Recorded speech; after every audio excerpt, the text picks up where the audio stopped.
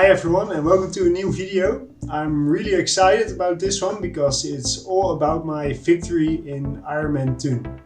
I'll walk you through the race and how the race unfolded and what I could improve in the future. So let's dive in. The race was set to start at 6:30 a.m. and so I planned to be there around 5:30, an hour before. My alarm went off in the morning at 3:30 a.m. and even though I usually don't sleep that well in the night before the race because of the nurse, I woke up feeling pretty rested. I had a quick breakfast and I could already hear the rain pouring outside on the windows. We had a 45-minute drive to catch the shuttle towards the race venue. Once there, I mounted my nutrition, so my bottles with energy drink and all the stuff that I prepared in the night before on my bike and also in my transition bag for the run. Then I also pumped my tires, 6.5 bar in the back, 6.2 bars in the front. There are always plenty of pumps available in the morning at the race venue, so there's no need to bring your own. Maybe you have to stand in line for a little bit, but there are plenty available.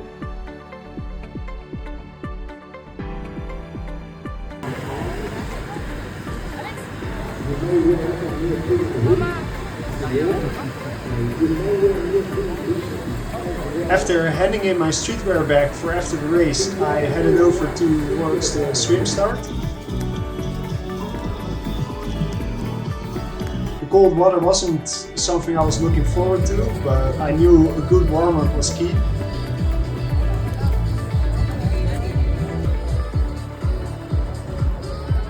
Give them your energy, you give them your love. You've been part of that journey to get to the start line, but you're now a very important part of the process of getting to the finish line. I also made sure to position myself near the front of the race to avoid having to pass too many people later on the bike because of the wet conditions. I did a quick swim warm-up and tried to stay warm on land by doing some loops on the grass field. Because the race was also delayed with about 15 minutes. Everybody! Come on! Let's go! Everybody! Yeah!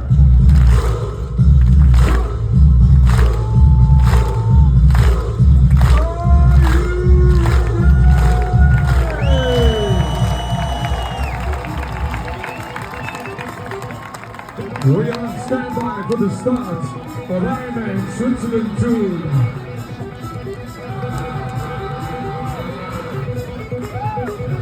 Stand by for the gun, 10 seconds to go.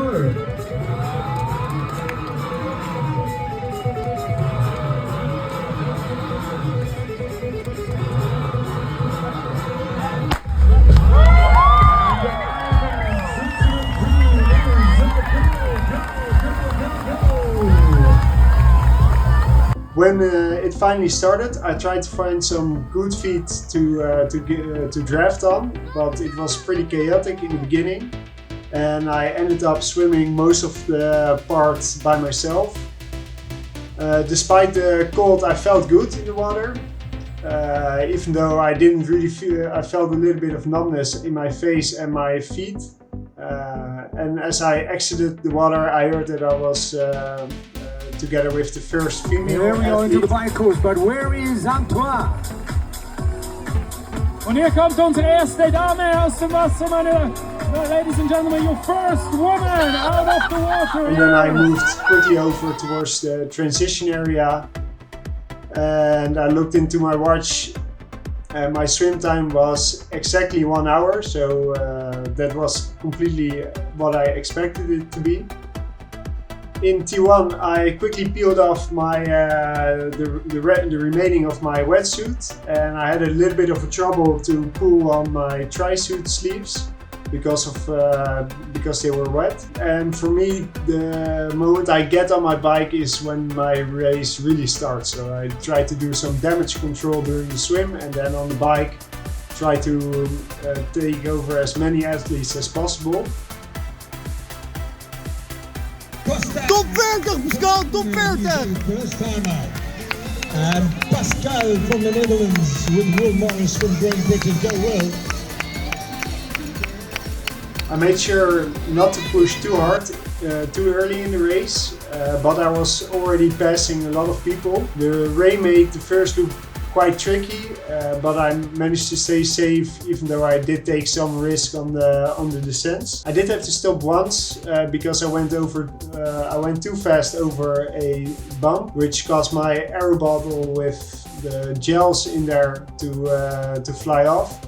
That cost me a little bit of time to stop and mount it back on. It was crucial that I did have that nutrition with me on the bike. After the first lap, I thought I was in around the 20th place, since I hadn't seen anyone for a while.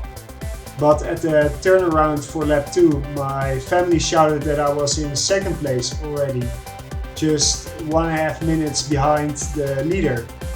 That was exciting because I would know in the turnaround I would get to see him, and that also motivated me a little bit, but it still took me another 30k to was 120 kilometers before I would make the pass. I decided to do the pass on a climb after taking some nutrition and fuel up, and then push a little bit harder to make sure that he wouldn't be in my wheel. After half an hour I looked around and I didn't see anyone behind me, so that meant I could just race into my own rhythm without having to worry about any other athletes. When I entered T2, I heard from my family that I was about 12 minutes ahead of the second place.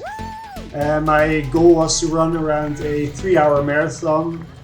And I figured that not that many people, especially in the amateur field, would run a 2:48. So I felt pretty relaxed in the beginning. But as the run went on, I started to struggle a little bit in the end. I didn't fade as much as I used to, but still the pace went down a little bit.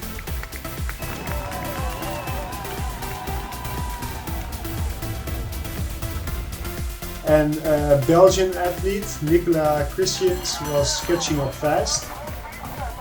There was also a turnaround section in the run on the course where you can see your competitors. And when we passed each other, he looked super strong, like he was on a mission to catch me. And I started to worry that I might lose the race in the final stretch. But I did manage to hold on that first place. And the finish line is ready. The Magic Carp is ready. Thun is ready. Switzerland is ready. And now for you and I to get up top, right up there where we can see best. And let's see, will it be Pascal or will it be Nicolas? Crossed the finish line with just 29 seconds ahead of him. Representing the Netherlands, Ironman Switzerland, Thun is yours, Pascal Ironman Switzerland champion, nous allons de Pascal Franken, 48 online. Crossing that finish tape was really something unbelievable experience. It's hard to describe how much it meant to me, but that was definitely one of the best days of my life. Thank you all for watching this recap of my Ironman Thun victory. It was really an unforgettable experience. If you have any questions about the race or my training, feel free to leave a comment below. Don't forget to like, subscribe and follow my journey for future races, and I see you in the next video.